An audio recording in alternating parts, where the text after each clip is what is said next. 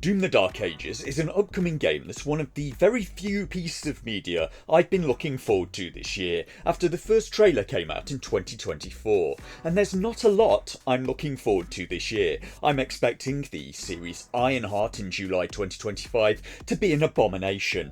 That was supposed to release in the fall of 2023, and after the reported multiple rounds of reshoots, I'm expecting Captain America Brave New World to be a train wreck into a pile of flaming dumpsters. But I really liked the Doom trailer a lot. You can go and watch my response at the time if you want. I got annoyed at the YouTuber Darkside Phil for being a tool about it. He concluded that this new game would be terrible purely on the basis that the setting was a bit medieval. So I sat down to watch an over 10-minute video from the developers id that just came out about this new game, and it's left me with some real concerns. I like this a lot less than that original trailer. I say this because a lot of the reveals that they did about this new game, Doom the Dark Ages, look like they may be the exact opposite of what I wanted. It's a mix of some things I like the sound of, others that I don't, and some things that could be okay or could be terrible, depending on how they're implemented. That and the release of the PC specs that will be needed to run this thing, and I may just give it a miss altogether. Because this game to me doesn't look as good as Doom 2016 does, yet requires an Nvidia 3080 or better to run on recommended specs, and requires 4 times the RAM Doom 2016 did. Doom 2016 was really well optimised. This doesn't seem to be at all. So I won't be pre-ordering this one, and I'll be waiting for reviews because I have serious concerns at this point. I'm going to be breaking their video down while I play Doom 2016 on Nightmare difficulty. I'm not going Ultra Nightmare, because if you get dropped once on that, it's game over, and the last twice I tried doing it, the first time the game crashed at the end of level 5, the game frequently crashes right at the end of level 5 when you get pulled into a hell portal in the game, and then maybe half the time the game crashes. And then I have to restart, and then the next time I try it, Doom Guy clipped through a floor on level 2 and plummeted clear off the map. Granted, the environments in this new game are looking really nice, but they're not looking 4 times the system requirements required to run it nice. I'm liking the new enemy designs and the new design for the Doomslayer, but I care a lot more about gameplay than I do ray tracing. Maybe the most worrying thing for me was the reveal of difficulty sliders, because that tends to mean to me a diminished and less polished gameplay experience, because Doom 2016 had really only 4 difficulty settings. Ultra Nightmare was just Nightmare and Iron Man mode really, so no saves. The devs had to optimise 4 difficulties for that game, and the game was polished but still had bugs. This game looks like it's going to have to optimise hundreds of possible difficulties.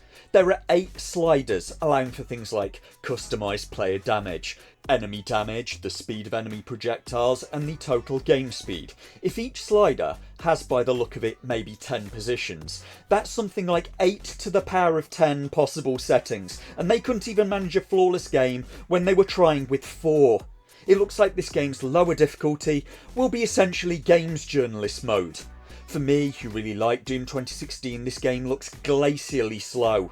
It's like a snail on downers. It even still looks slow on the highest possible speed settings. Just look at the speed of these enemy ranged attacks. That's ridiculous. I could be half asleep and sedated and still dodge that. This is shocking, and I can only guess this is meant for the likes of games journalist Dean Takahashi, who tried to play the game Cuphead and famously couldn't get through the game's tutorial.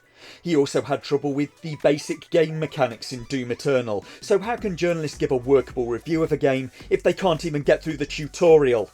There are a worrying number of signs that the focus in Doom the Dark Ages will not be on the gameplay, including the giant mech fights and the dragon.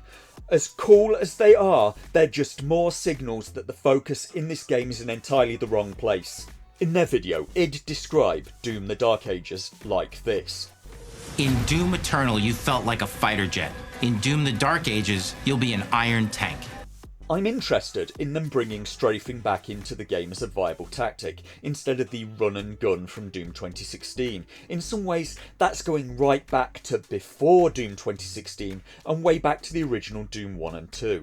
And lots of elements of this game seem to be like that. They seem to have gone away from the tuned challenge arenas of Doom 2016, and into more open world sandbox, and I'm not keen on that.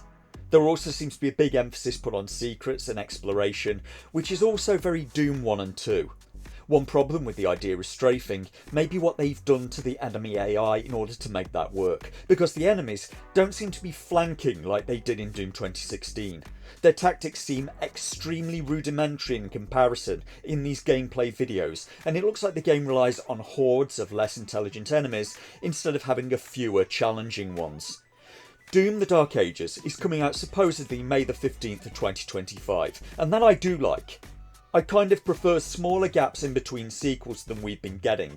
It's now 5 years since Doom Eternal, and I'd like smaller gaps even than that, even if it means reusing assets. There's no need to completely reinvent the wheel every single time, but frankly I don't want to be too harsh on it on this occasion, considering the minimum 15-year wait for a Fallout sequel, or the supposed 15-year wait for a Skyrim sequel.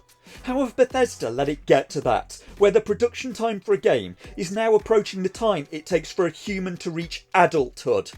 Quite why Bethesda has not got separate teams permanently working on these franchises that are essentially money printers is beyond me. How do you have such a huge success with Skyrim and then leave the franchise to pasture for over 15 years? And no, I'm not accepting Fallout 76 as an acceptable stand-in, and I don't want every single player game to become an MMO live player experience where my fun and immersion is ruined by other people.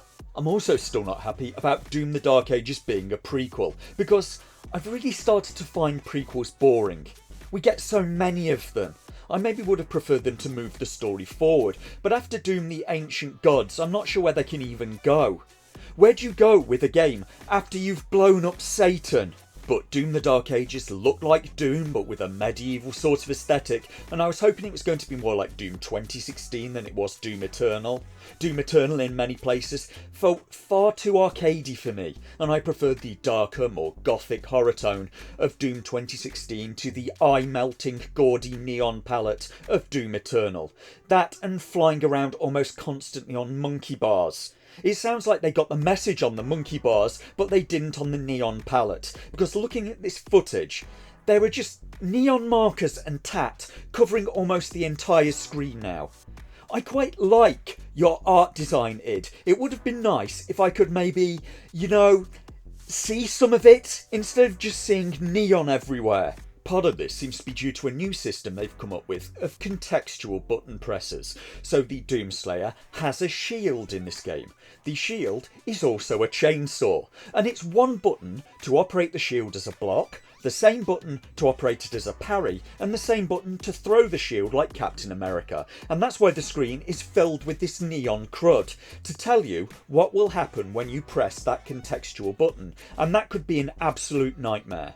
If in the middle of a battle you're trying to block and instead Doomguy throws the shield because you didn't see a neon marker somewhere in a field of neon markers. Doom 2016 also got a lot of praise for the way it told the story, or maybe more exactly the way it didn't tell the story, because instead of cutscenes, like pretty much every other game does, Doom 2016 put the story into text files that you could read if you wanted to. But frankly, Doomguy in the game wasn't much interested in the story. He was mostly interested in ripping and tearing demons. So what have they done this time?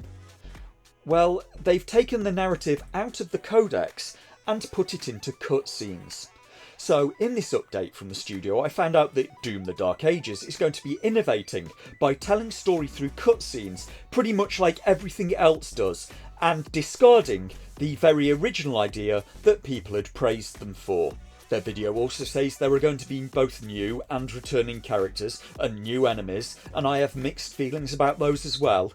The original Doom in 1993 was never really about characters, was it? The games didn't really have dialogue in them. But it could be a good thing for the Doomslayer to have some new enemies, because after Doom the Ancient Gods, is there anyone even left alive? He maybe needs a nemesis or two, maybe an enemy he really has to dig deep to beat instead of just already having everything he needs to win with him every single time. Doom maybe has some story problems when compared to, say, Batman, because Batman has this huge rogues gallery and the stories in some ways write themselves. They have decades of established characters to work with, like the Joker or Bane. The problem with the Doomslayer is, well, he slays everyone. He's kind of run out of bad guys because he blew them all up.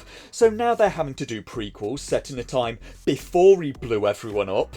If Doomguy was in Gotham, he'd just BFG the Joker in the face, and then there's no more Joker to write stories with. And the last thing that gave me pause in their video was when they talked about the soundtrack for this game, because the music for this game is not being written by Mick Gordon, that did the much-loved soundtrack for Doom 2016. It's instead being written by a full studio called Finishing Move. So what happened to Mick Gordon, you may ask? And when I initially gave a nice response to this trailer last year, I got quite a few people saying that they were just done with it after how they treated Mick Gordon. So I took the time and went and read why, according to Mick Gordon, he'd fallen out with them. And it included them asking him to make music for game levels that id had not even finished yet in Doom Eternal, followed by id blaming him for the music then not matching the levels. It included id not paying him for his work for 11 straight months, id rejecting music saying it was not good enough and then using it in the final game, meaning Mick Gordon had made over double the music they paid him for. It involved breach of contract and horrible mismanagement coming from the head of id, Marty Stratton, and Mick Gordon's long article on Medium was a response to Marty Stratton taking to Reddit to blame Mick Gordon for the problems with the soundtrack. Subsequently it went to the lawyers, supposedly id's lawyers immediately settled and offered Mick Gordon hush money to take the blame and stay quiet. So when I see this developer video of Marty Stratton all happy and friendly and smiling with their implausibly diverse workforce, just none of it rings true. If you only knew the power of one, the power of two, the power of many.